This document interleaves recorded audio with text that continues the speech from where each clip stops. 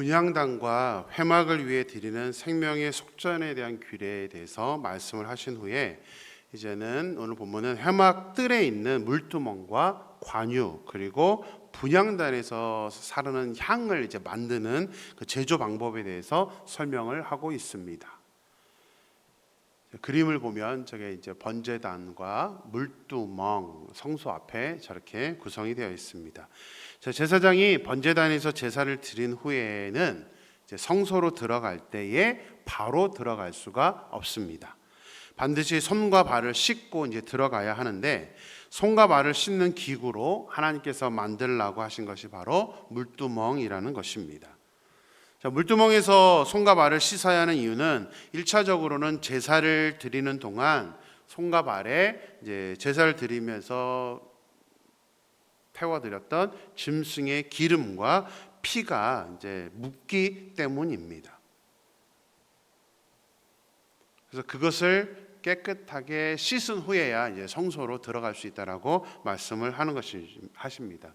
하지만 이제 궁극적인 이유는 손과 발을 씻는 정결 의식을 통해서 성소에 들어갈 때에 거룩하고 정결해야 한다는 영적인 의미 때문입니다. 20절 말씀을 보겠습니다. 그들이 회막에 들어갈 때에 물로 씻어 죽기를 면할 것이요 제단에 가까이 가서 그 직분을 행하여 여호와 앞에 화제를 살을 때에도 그리 할지니라. 하나님은 손과 발을 씻음으로 죽는 것을 면하라고 말씀하고 있습니다.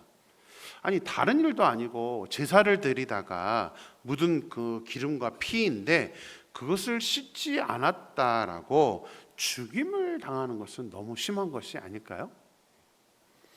이렇게 엄격한 이유가 있습니다. 손과 발에 묻은 짐승의 피는 단순한 짐승의 피가 아니라 사람의 죄를 짐승에게 전가시킨 결과물입니다. 그러기 아무리 제사장이고 제사를 드릴 때 묻은 것이라 할지라도 죄의 결과로 생긴 그 피를 묻히고 성소에 들어갈 수는 없는 것이었습니다. 손과 발이 더러워서 죽는 게 아니라 거룩하고 선결하지 못해서 죽는 것이라는 것이 오늘 본문에서의 설명입니다. 그만큼 하나님은 구별됨을 원하시고 정결하게 하나님 앞으로 나오는 것을 원하신다는 것을 오늘 이 본문의 규정을 통해서 우리에게 교훈을 하고 있습니다. 특히 제사장은 이제 손과 발을 씻는 물두멍 그 자체, 성소에 들어갈 때 물 씻는 것도 중요하지만 이 물두멍에 물을 준비하는 것부터도 굉장히 중요한 그 준비 자세를 하나님께서 말씀하고 있습니다. 물두멍의 물은 항상 일반 물이 아니라 정결한 물을 준비해야 합니다. 근데 광야에서나 가나안은 물이 귀하고 또 석회질이 있기 때문에 정결한 물을 준비한다는 것은 쉬운 일이 아닙니다. 지금처럼 정수 시스템이 없으니까 그럼 어떻게 정결한 물을 구할 수 있을까요? 그래서 시간이 필요한 겁니다. 물을 이렇게 담아놔서 저절로 이제 석회질 물이 빠진 후에 위에 물들만 푸는 것이 이제 정결한 물입니다.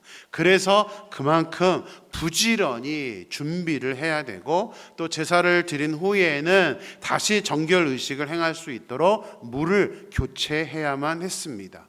그러니까 제사를 준비하는데 그만큼 제사장들은 정성과 노력이 필요하다는 것을 의미합니다. 회막에 들어갈 때에 물로 씻어 죽기를 면하라는 말씀만 하신 것이 아닙니다. 20절 말씀을 다시 한번 보겠습니다. 그들이 회막에 들어갈 때 물로 씻어 죽기를 면할 것이요 그 이유는 제단에 가까이 가서 그 직분을 행하여 여호와 앞에 화제를 살을 때에도 그리 할지니라. 그러니까 성막에 들어갈 때에도 정결하기 위해서 씻어야 되지만 그 직분을 행하여 여호와 앞에 화제를 살을 때, 그러니까 제사를 드릴 때에도 그리 할지니라라고 말씀을 하고 있습니다. 무슨 의미일까요? 그 제단에서 백성들이 드린 제물, 또 상번제 같은 경우는 매일 이 짐승을 태워 드릴 때에 그 피를 태워 드릴 때에도 항상 자신의 모습을 조심스럽게 봐야 된다는 것입니다. 묻지 않게 하기는 어렵죠. 피라는 것이 또 기름이라는 것이. 그런데 묻으면 반드시 빠르게 씻고 마지막에 성소에 들어갈 때는 이제 더 확실하게 씻어서 정결한 상태를 유지해야 된다는 것을 말씀하고 있는 것입니다. 그만큼 하나님이 정결한 상태를 원하시는 것이고, 그 정결을 위해서 또 제사를 드리는 그 제사장의 준비 과정부터 제사 과정부터 또 성소에 들어가는 모든 과정까지 얼마만큼 의식을 가지고 있어야 되느냐, 제사장으로서의 이 예배 의식을 갖는 것이 중요하다는 것을 말씀하고 있는 것입니다. 이것은 과거만 적용되는 말씀이 아니라 지금 우리에게도 적용해야 하는 말씀입니다. 하나님은 우리가 드리는 예배에 죄가 없는 정결한 모습으로 나아가기를 원하십니다. 또한 정성껏 예배를 준비해서 드리기를 원하신다는 것입니다. 정성껏 준비한다라는 것은 그만큼 예배에 대한 기대가 있어야 한다는 사실이죠. 그래서 현대 이제 점점 자꾸 예배에 늦어지는 지각 현상도 일어나게 되고, 또 다른 어떤 스케줄이 있으면 물론 쉽지는 않지만 그래도 우리가 어떻게 하든 주일을 섬기려고 노력을 해야 되는데, 주일에 대한 그 기대가 사라지면서 이제는 온전한 주일을 지키지 못하는 그런 시대를 우리가 살고 있습니다. 그것은 결국 예배를 우리가 가볍게 여기는 것이 될 수 있다는 사실이죠.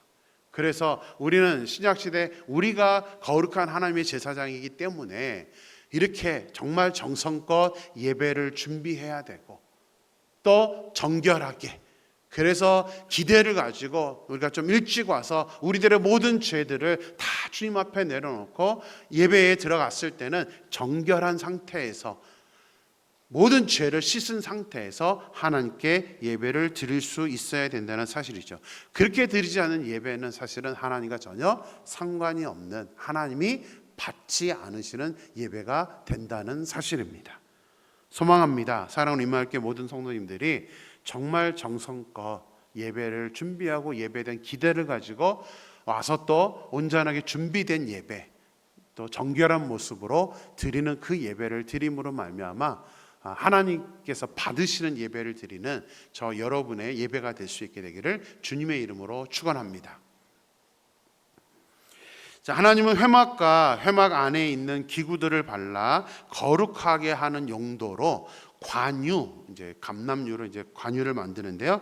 그 관유를 만드는 규정과 또 분향단에서 사르는 향을 만드는 그 제조 방법에 대해서 말씀을 하고 있습니다.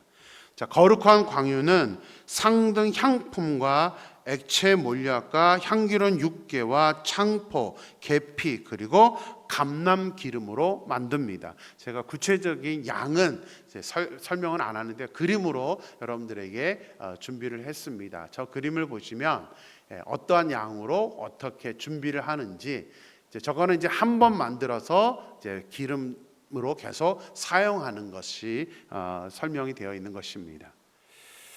자, 관유는 회막과 증거계와 성소 안에 있는 등잔대, 분향단과 성막 뜰에 있는 이제 번제단과 또 물두멍, 받침, 이 모든 성소에서 사용되지는 이 거룩한 성물을 이렇게 발라서 거룩하게 하는데 사용이 되는 그런 기름입니다.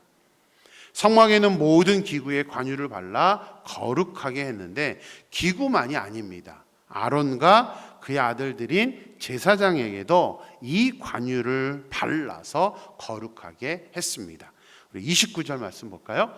그것들을 지극히 거룩한 것으로 구별하라. 이것에 접촉하는 것은 모두 거룩하니라.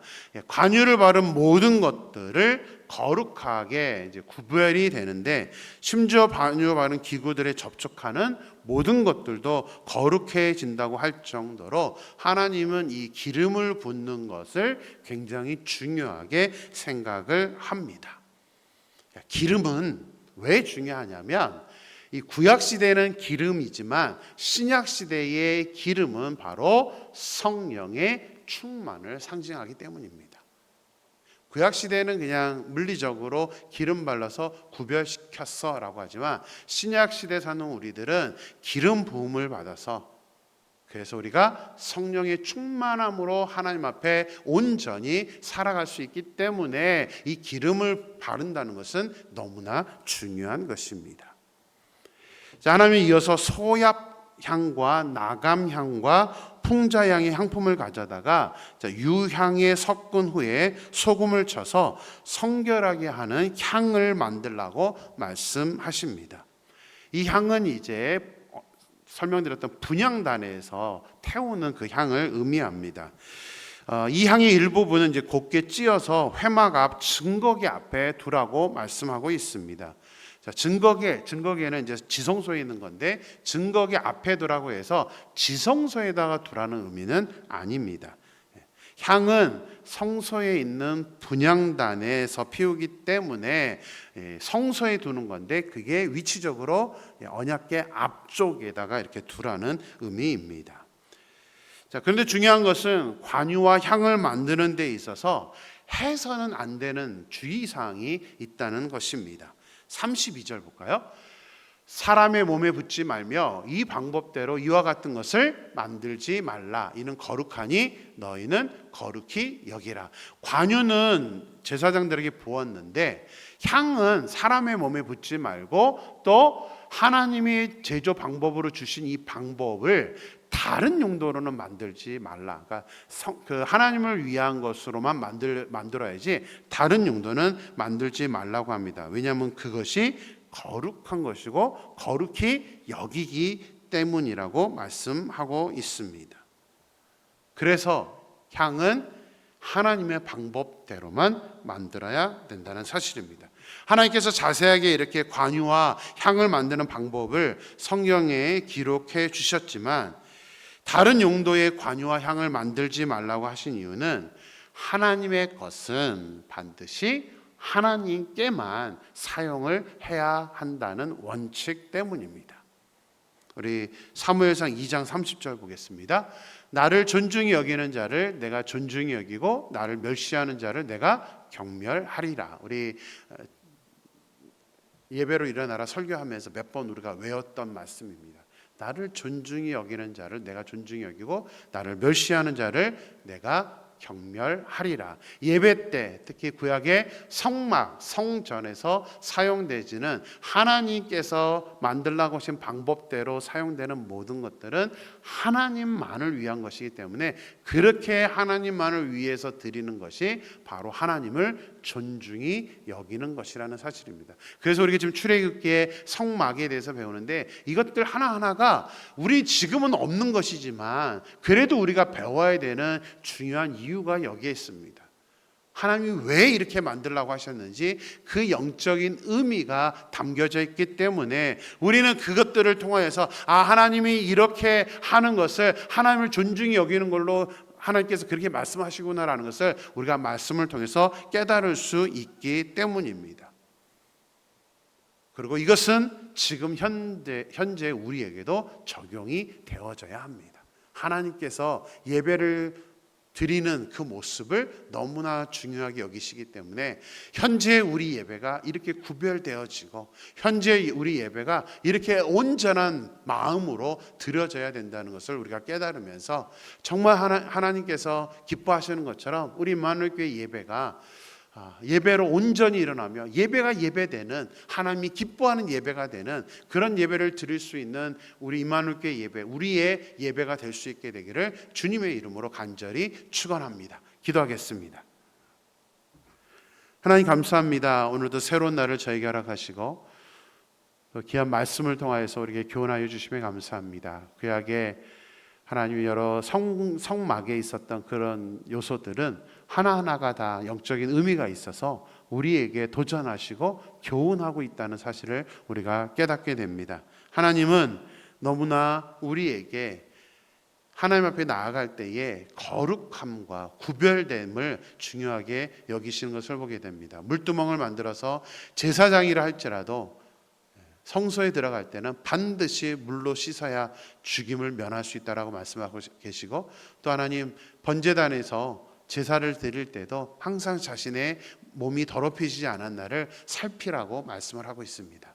하나님, 그만큼 하나님은 하나님을 존중히 여기는 것을 중요하게 생각하시고 또 관유를 부어서 그것을 가지고 성막에 있는 모든 물품들을 정결하게 구별시키고 제사장도 구별시키고 향을 통하여서 하나님께 온전한 향기로 들려드리되 아버지 하나님 만드신 하나님이 제정해 주신 방법 이외에는 만들지 말라라고 정확하게 이 규정하고 있는 것들은 그것을 통해서 하나님의 것은 하나님의 것에게만 사용하라는 하나님의 말씀의 의미임을 우리가 깨닫게 됩니다. 하나님 소망합니다. 우리의 예배가 정말 온전한 중심으로 드려지는 예배가 되게 도와주시고 하나님께서 이 성막의 제도를 통하여서 구체적인 모습으로 영적인 의미를 담아주셨던 것처럼 우리가 드린 예배의 의미를 우리가 바로 알고 온전한 예배를 드리는 우리 모두가 될 수 있도록 역사하여 주시옵소서. 거룩하신 예수님의 이름으로 기도드렸습니다.